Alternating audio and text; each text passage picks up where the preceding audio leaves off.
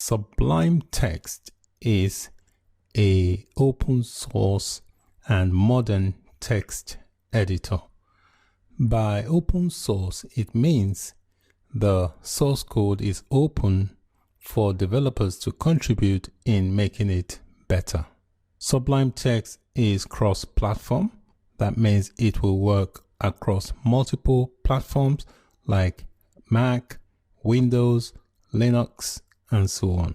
You can also extend the functionality of Sublime Text by installing extensions or packages. The website to download Sublime Text is sublimetext.com, where you can also find documentation relating to Sublime Text. So this is the official website for Sublime Text.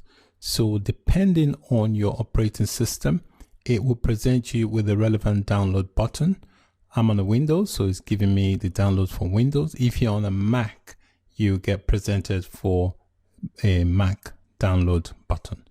So I'm just going to click on this to begin the download. So that's the file there.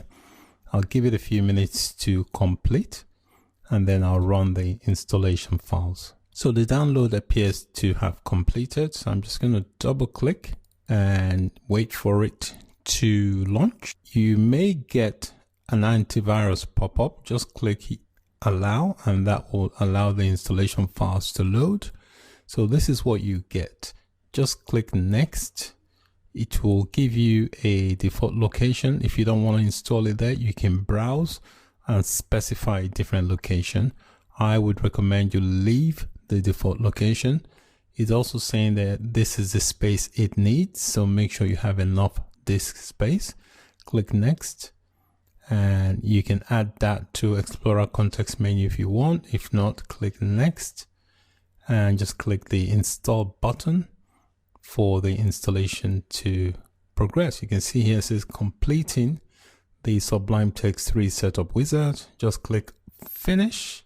If you want to launch it, just go into your programs menu. That's the icon there for Sublime Text. Just click to launch the application. So this is the default screen once you launch after installation.